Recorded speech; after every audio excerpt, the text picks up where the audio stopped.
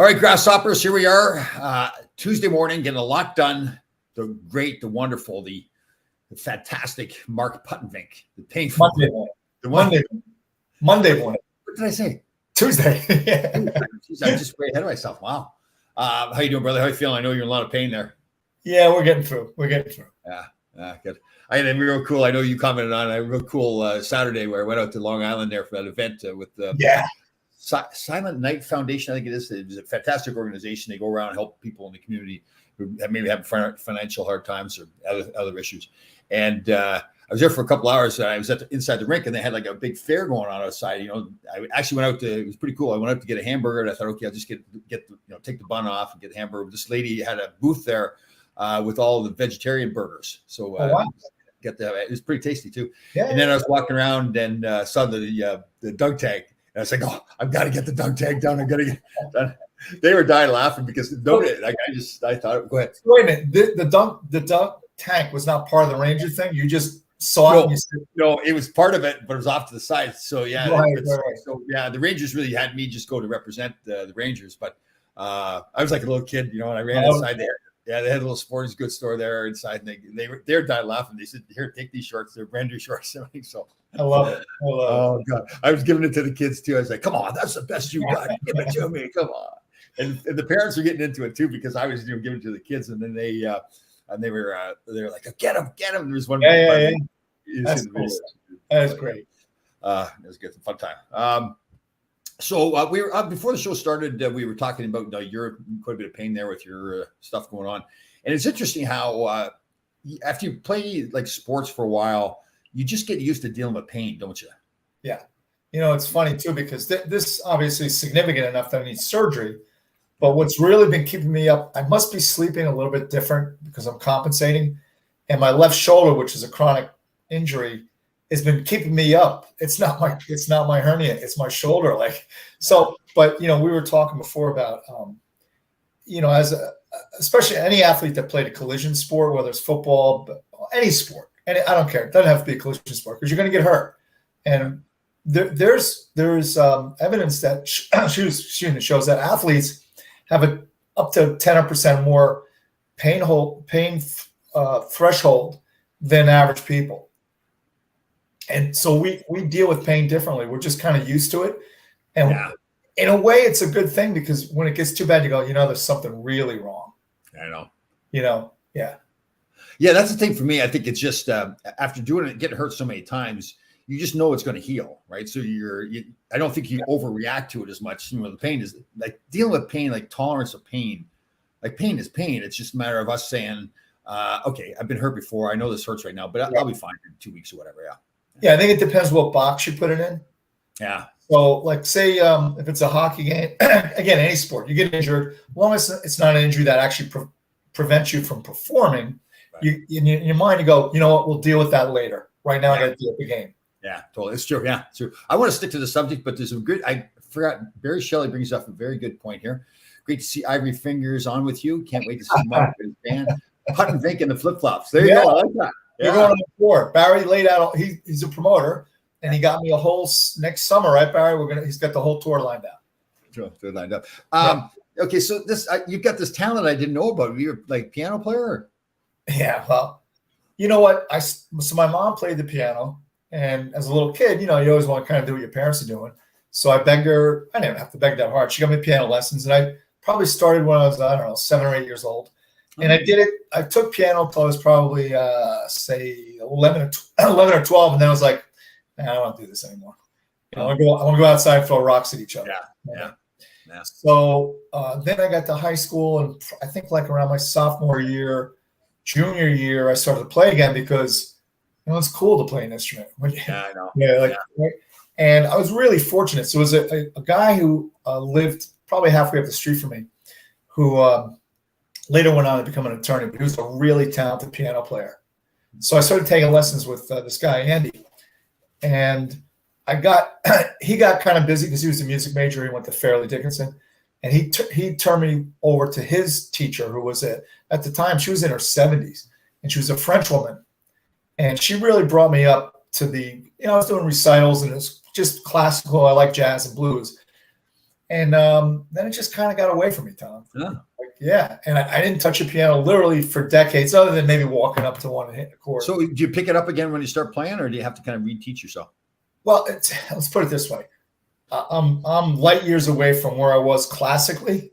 Oh, but I tend to get back to it. But the jazz and blues is pretty. I don't want to say simple, but it's easier to remember. Right. So I went out a couple of weeks ago and I bought this electric piano. And Beth is happy because now she says, instead of coming in the living room with me with a couple of knives doing some insane, at least there's a little music component to it now. So she's happy for that. Yeah. And you know what? I'm going to be laid up for a bit here, so it's going to keep my mind off of things. Yeah, cool. And I'll tell you what, Tom, I really truly believe there's a connection between music and athletic performance. Yeah. So, when you think about it, what gets you pumped up? What kind of music do they play when you hit the ice? Right. It's always some kind of really hard, get you all jacked up, right? Yeah. It's emotional, get you going. Yeah. And then I know, like my good friend Danny Wilson, who he and I sparred for thousands of rounds, literally. We put James Brown on in the gym when we sparred because it had a really good beat and it kept you kind. And plus, if you caught a body shot, you could dance it off like the guy didn't hurt you, kind of thing. That's cool. Very cool. Yeah, I really. Yeah, when I first turned pro in 1980, I bought myself a guitar. I was going to teach myself how to play guitar. It sits in the corner now. It's been sitting in the corner for 42 years. You know what? Pick it up now. Now's the perfect. Yeah. You know what?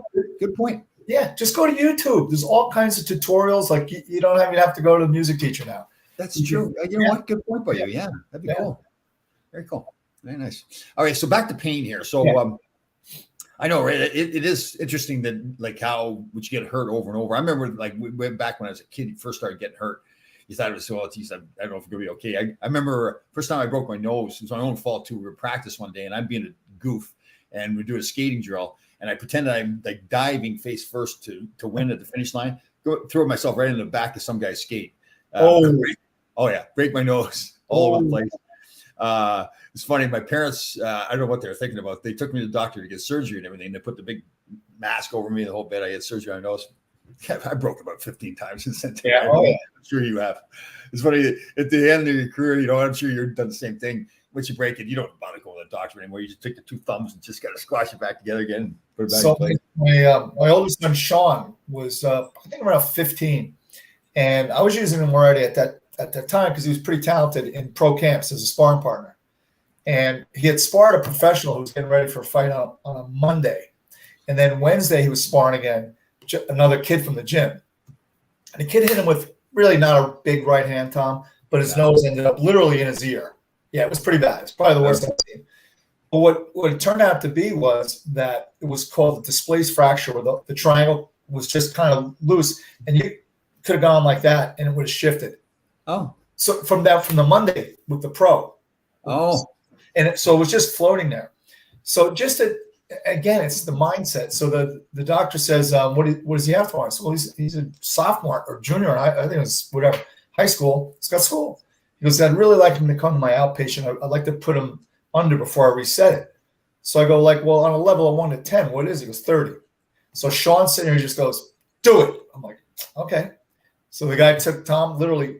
Well, first he shot him with Novocaine, and then he shot him with seltzer because there's a pH balance so it didn't burn.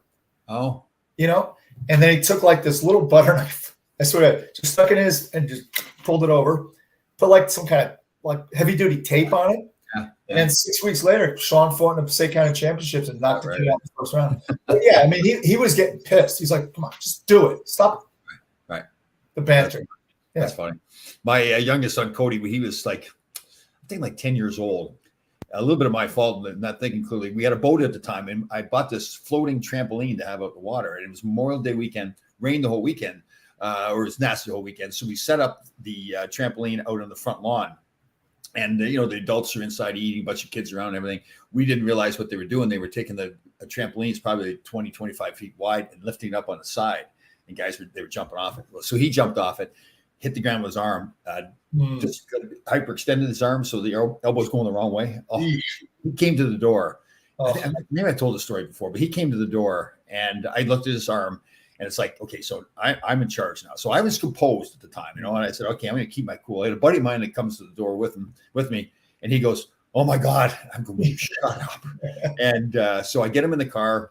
I'm going to take him to the hospital. I figured that's the quickest way to wait for an ambulance or something. And he's in the back and he's saying things to me like, is my arm going to fall off? And I went, nope, you're fine. And I was really composed. You know, I was like, had myself under control. I got to the hospital, went inside and, you know, all registered in the whole bit, sitting in the doctor's side, and all the doctors and nurses are there taking care of him. And I guess because now I'd gotten him where he needed to have gotten, and now I was, okay, I could relax. I started crying. Like I was getting all teary.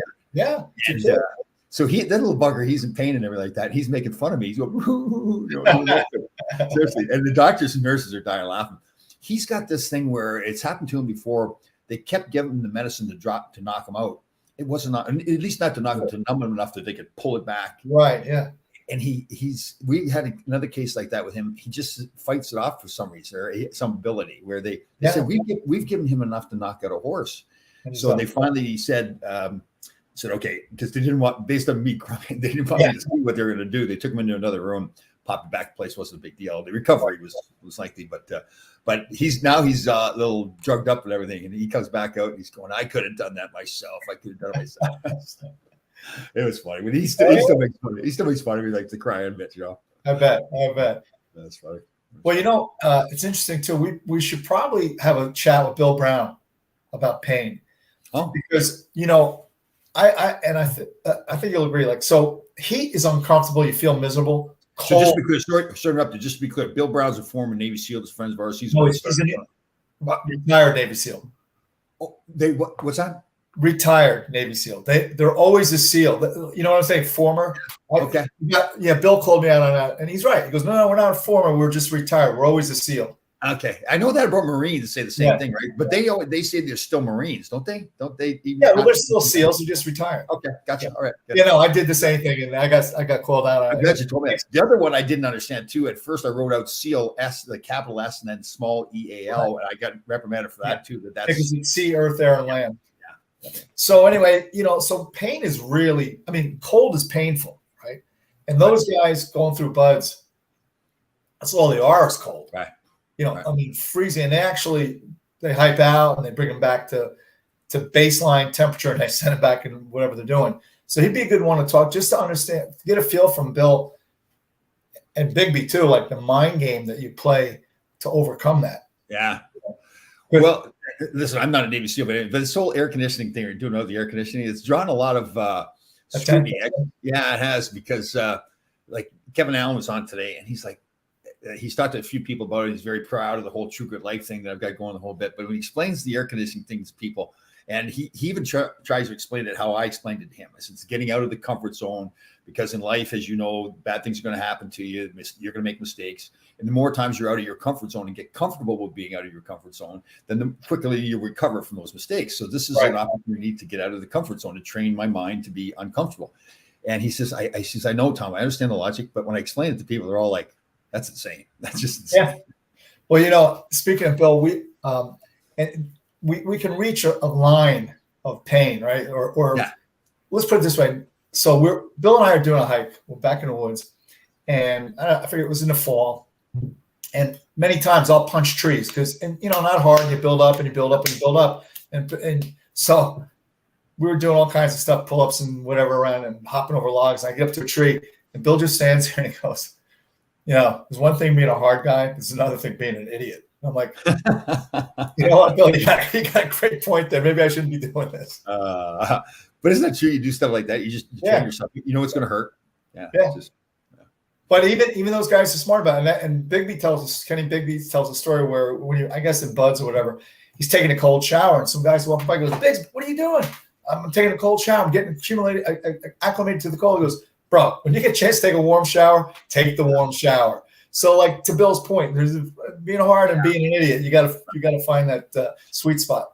I hear it, but don't you think Kennedy's got a little bit of a good point there, though? That okay, if you're going to be in the cold water, the more you're used to it, doesn't it make sense? I like the other guy's point. Yeah, I know. We're going to be going through this for like 6 months. So if you get a chance to take a warm shower, take it. Yes, that's true. One of the young guys I'm helping, great kid. I won't mention names, obviously. But, you know, I'm really big into, as we're talking, training yourself to get out of the comfort zone. So this is what he wanted to build up his confidence and everything. I said, okay, we need to work on your discipline and get out of your comfort zone. So I had him taken, it was healthy anyways, but I had him taken at the end of a warm shower, taking the cold shower, as you're the one that told me about this. And I do that all the time now. So he was getting used to it. And I said, okay, so for a month now, I say, I do this air conditioning thing. There's no air conditioning for the summer. I want you to pick something for 1 month that you're going to give up, that you can survive without, but it's just going to get you out of your comfort zone a little bit. So he picked hot water.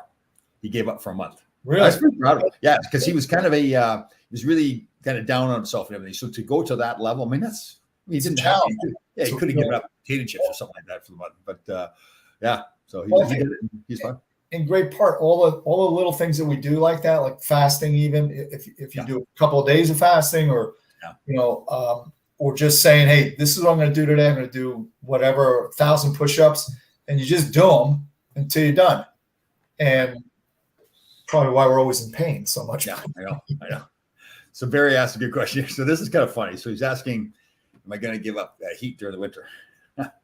Well, I can't, as much as so my oldest son's married, the youngest one's got a girlfriend. So when they come over with the sweaters on and everything. So I've got the heat too. I don't like a hot house. I like being nice and toasty, or in cold. Yeah. Well, yeah.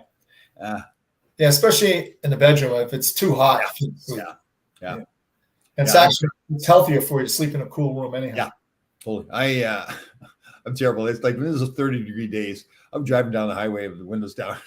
I saw a guy works here at the complex, and he kind of follows what I do and everything. That he's really worked hard to try to stay in shape. And he came to me the other day. He says, "I'm driving down the highway. I look over, and there's a guy sitting in the truck driving down the highway about 80 miles an hour, no windows. The windows are down.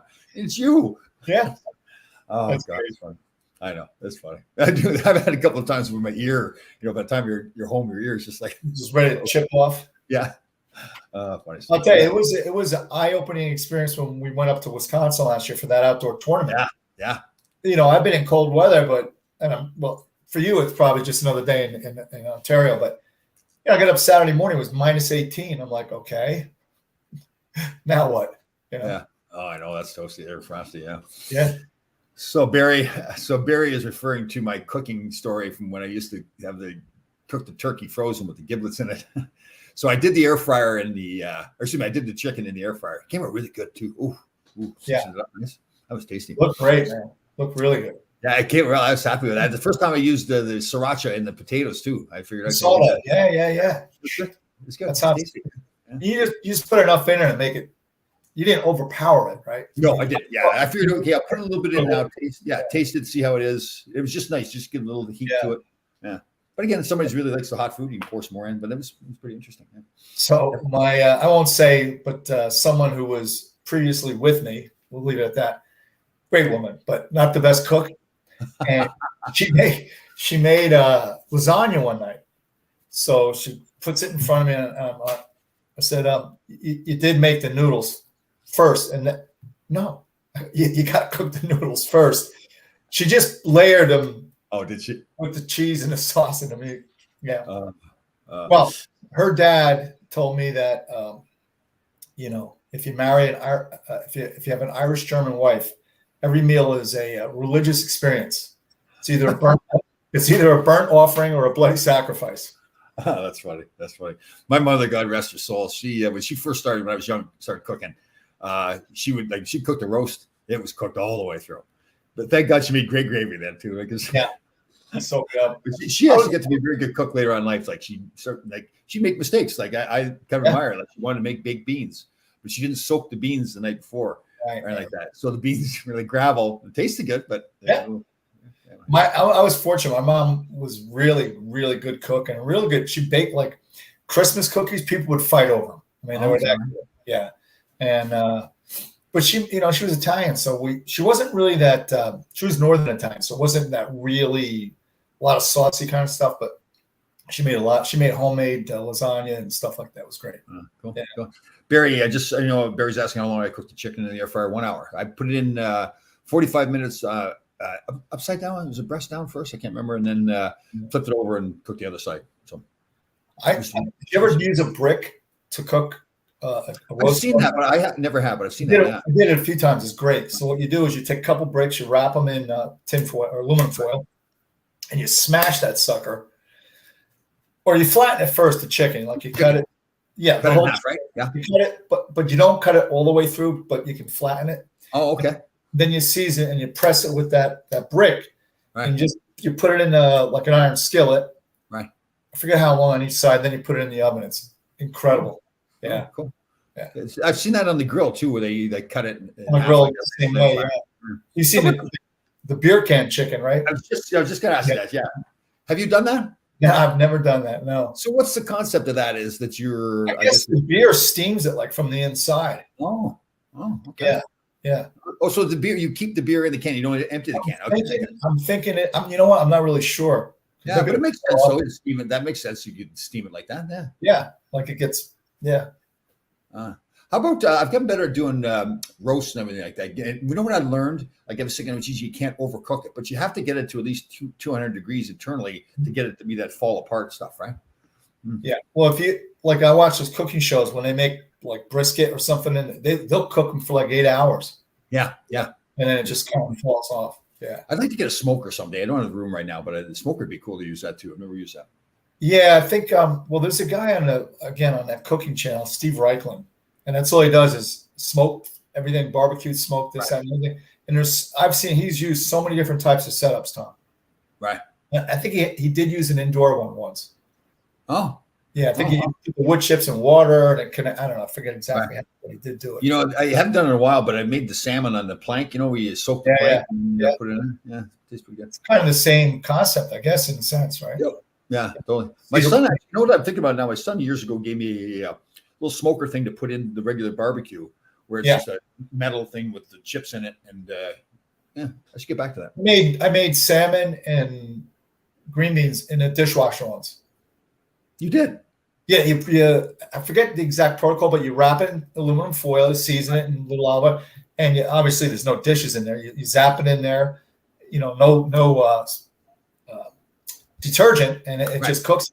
Yeah, they were actually selling. They were selling a while back meals that you go by the mileage in your car, like how far your trip is, and you put it on the manifold, and the heat of the engine. By the time you get there, your dinner's done. Yeah, very good. It's a little oily. We have a little bit of a complaint here. Okay. Where does it cost $20 to sharpen skates at Sportorama? Does it really? I didn't even know Sportorama was still alive. I've been to Sportorama recently. Yep. I was there for the grand opening of Sportorama. Dave Silk and I went to the grand opening of Sportorama. I was probably there. I'll tell you, funny, years ago, I'm talking a long time ago, the Rangers' first pick was Stephen Rice. Stephen. They had a mini. So it was when Joe, what's his name, took over after Espo for a little brief period. What was the guy's name? What year would this be? This is in the 70s or 80s. Stephen. So when Espo, when was it would be the 80s? When was Espo the coach GM or whatever? In the 80s. So like 86, 85, 86. When he got released or fired or whatever, didn't his buddy take over, the kid Joe something or another? Joe Bucchino, yes, Joe Bucchino. Yes. So he was running a little like a summer thing up at Sportorama, and they got a hold of us and said, "Listen, we got a couple kids here. Troy Millette, I think, was one of the guys that skated. Yeah. Stephen Rice. It was Stephen Rice. Stephen Rice. Yeah, it was Rice, and we needed some guys to fill out the bench of scrimmage. So we grabbed some of the local players. We had a kid, Kenny Blum, pretty talented kid. But you know, I think he played in the he went 1 year to Lake Superior State after high school, and then it was in the old IHL. In any event, he goes out there and he starts scoring goals. And I forget who it was, but he was leaning over the board like in a movie. He's leaning over the boards, and Millette, or maybe it wasn't Millette, but somebody just skates by this direction. He didn't see him coming and just slaughters him with his stick. Slow down. We were like that. We played the alumni game against the Flyers, the outdoor game. So it was like 7 or 8, 9 years ago. I keep forgetting when it was. And Lindros was flying up down the ice. And I really didn't know him that well. I think I'd said hello to him, whatever. But we're always sitting there. I said, "Hey, can you slow down out here?" And I was just being smart to him. He turns around. He's so nice and kind, and everything. He goes, "Oh, I'm sorry. I'll try to slow down a little bit." And I said, "I'm just joking." I said, "Go have fun." He's a great guy. He's one of those. Pardon me. You know, one of those dudes. Yes. Yeah. Very polite. Yeah. And that, you know, that was the big, like when I was there when they made the 5-player trade for him. And we're all like, ramming. We're like, what are we getting into? As my experience with him and the staff, everybody, he was great. Yeah, he was great. Well, I think the only problem was basically in Philadelphia. It was with the parents and Bobby Clarke. And they were not present in New York at all. Oh, is that right? Oh. Yeah, at least we never saw them. No. Yeah, that's the hard thing. So, yeah, as people know, I was an agent for 22 years. So other people have done it, but Eric Lindros' parents, so they were both agents and accountant for him too, right? Wasn't the father? Yeah, I forget exactly. Yeah. And again, it was the wrong guy. Bobby Clarke was that old school, general manager, player. Parents shouldn't be involved in all. He didn't handle it too well, I don't think either. Especially with a player of his stature, if the parents want to be involved, you somewhat have to let them be involved. But I think you could control the situation. But so they had very public battles too, right? Oh God, yeah. And listen, don't forget, the precedent was already set for Eric because he didn't want to play in Quebec. Yeah, that's right. That's right. So there was already kind of a bad ink on him with. That's right. I forgot about that. He was drafted by the Nordiques and then said, "No, I'm not going to play there." And then that's when they had both the Rangers, the Rangers and Flyers traded for him. Is that how that went? Remember, there was two teams that both. Yeah, I'm trying to remember how that all worked out, but eventually that's what got the Colorado Avalanche to win those cups. I think it was Forsberg and that's right. Who else? I forget, but Joe Sakic. Yeah, Joe Sakic. Right. Yeah, I think. Yeah. Joe Bucchino. I forgot about Joey Bucchino. Yeah. Joe Bucchino ran the 18 draft the year of the fighter. Jason. Louis DeBrusk, Jimmy Cummins. Yeah. Mark Beavis. Man, he died with Ace Bailey on 9/11. That's right. I saw Joey Bucchino. So Joey Bucchino started off as kind of like Phil's stick boy or driver in Boston. And then when Phil got traded to the Rangers, Joey came with him. And I remember my first year, Joey was playing a pretty big role with the team. He actually gave me my number 2. Right? I'll never forget that because I wore number 2 in college. I was having a real good training camp, and they were handing out the number jerseys to the rookies. And he gave me number 2, and he looked at me like, "That's indicative of how you're playing," or something like that. Because it was a regular. Yeah. I was thinking, I guess I didn't know him really, but I heard good things. Yeah. Oh, totally. Yeah, he's very capable. Yeah, they turned the reins over to him, and Phil got fired, and I think for a few months he ran the team. A little bit, yeah. He's running a rink down in New Jersey someplace right now too. Oh, is that right? Yeah. I was at his rink before the pandemic. It was quite a hike. It was a couple hours drive. It was down. No, and I'm going back years ago, but after the Ranger thing, he was coaching a community college here in New Jersey. Morris Community College, I believe. Yeah, Morris Community College. Yeah. Good guy. Yeah, I admired him because he really was, really wasn't a hockey guy. I mean, he fell and then worked his way up. I admire that. It's pretty interesting. Similar, I don't know if you remember this, but when Jim Schoenfeld was coach here in New Jersey, his assistant coach, I think his name is Mike Smith, was just a ticket sales guy that he befriended up in Buffalo. Oh, is that right? Yeah. Oh. And then whatever. Yeah. Well, Jeff Gorton, that was the Rangers GM, is now, I guess, vice president up in Montreal. He started off in Boston as an intern. Like he really had ended up working his way up and becoming the general manager of the New York Rangers. And he's done a great job too, like really intelligent guy. Yeah, I don't necessarily think that you have to be a player to be in that position. Coaching's a little different. I think guys have a hard time respecting a coach that didn't play. Yeah, I agree. Yeah. But in terms of management, it's a whole different. Totally. Yeah, when you're coaching, it's like an understanding of what the players are going through. And if you haven't played, you just no way you can understand what they're going through. Yeah, they just won't respect it. That's like Ken Hitchcock. I've been critical of him in the past. He could have been, if you listen to players talk about him, and I guess in some ways they admired him because he had one, but in other ways they're like, I can't remember every time they use the word fat guy. That's terrible. He is a large man. But yeah. Did you play for him? No, I never did. When I was in the agent business, I had some players that had played with him. And they always had run-ins with him. He was one of those guys that he was a smart enough hockey man, but he wanted to make it seem like he was the reason why they were winning. His master strategy, it's like, and there's him and Hitchcock, Babcock, Keenan are all like that. And they didn't have to do that stuff. Like people will say, well, they won. Well, I say, okay, they probably could have won anyways. Anyway, because they're good coaches. I'm not saying they're bad coaches. It's just all this extra nonsense, which is there's an argument. Good. I also here's an interesting another angle on it. So Mike O'Connell played. Boston. Then he became was he GM or coach there, or both? He was both. He was GM more. Yeah. I think he was also coached for a bit too. Yeah. And so Knuckles was telling a story when, I guess on the ice, O'Connell started calling out a kid for not being tough and not fighting, and Knuckles went, "Hey, yeah, come on, you of all people." I know. So even there, you got to kind of. I know. Yeah, when a player gets involved, when a coach gets involved and yapping at another player at another team, yeah, that's no. So Knuckles was on the. This is in practice. He was playing for Boston. Oh, I see. O'Connell started calling out a kid about not fighting, and then Knuckles had it up and said, "Hey, who are you kidding? I know. You ran away from every fight that ever came near you." We the late Brian Murray, he'd be critical. So he was coaching in Washington, and when I was with the Rangers, and he started yapping at us. And I remember looking at the players on the bench for Washington when he's doing the yapping, and they're like, "Oh, geez, stop!" Because it's, you like they should be doing the yapping, not the coach, right? Yeah. I'll tell you what, Theo had a running feud with Billy Barber. Oh, really? And, oh, yeah. And who was the Jacques Ottawa coach? He called him Mr. He called him Count. He looked like the Count Dracula from Sesame Street, French Canadian dude. Not Jacques Demers. I know who you're talking about too. I can't. Jacques Martin. Might have been Jacques Martin. Yeah. It was hysterical. It was a sideshow, like just the running conversation the whole game between.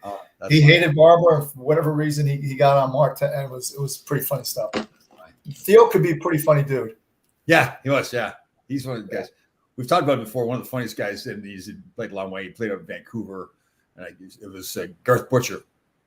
Oh yeah, hilarious. Yeah, was he really? Yeah, he was a tough kid. Yeah, tough, good one-liners, really sharp. Yeah. I've told a story before. We were in LA. He was in Vancouver, I believe, and Kenny Baumgartner, a really tough guy. And he's younger. And he missed some time because he had mono, and it was right by the benches. And Bomber wasn't a really sharp guy with the one-liners. He'd more crap at it. And they were going back and forth. And Butcher goes to him, "You're the only one that's stupid enough to get mono living in LA." And it's just the way he said it too is like, but we were doing everything we could not to laugh. When Kenny Baumgartner first came up, like he would do the things like he'd paint his hair stripes of colors, red and all this kind of stuff over his head. He was doing what he had. Like he's actually a very intelligent guy. He's got in the financial world, but he was showing everybody how nutty he was. Right?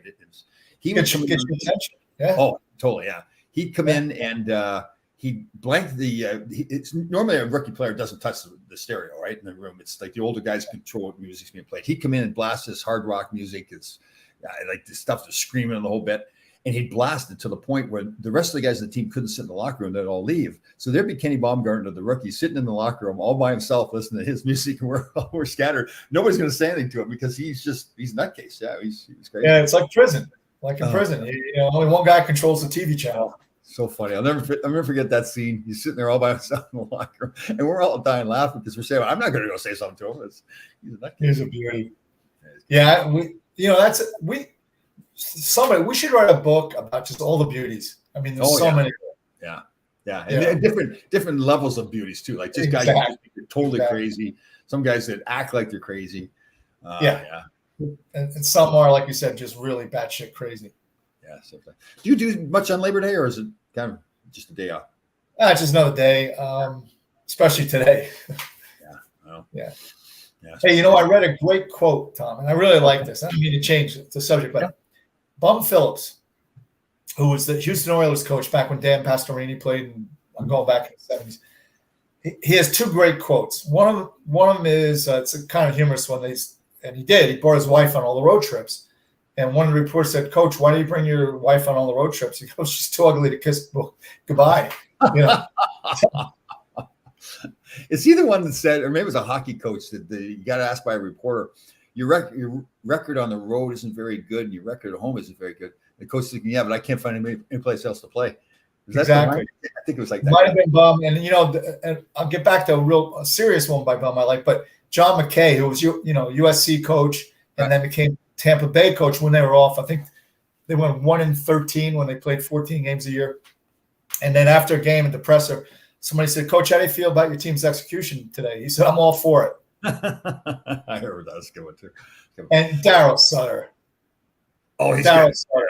Yeah. Coach, what do you, how'd you guys win tonight? We scored 3, they got 2. But yeah, Bum Phillips, I just saw this one the other day. I really like it.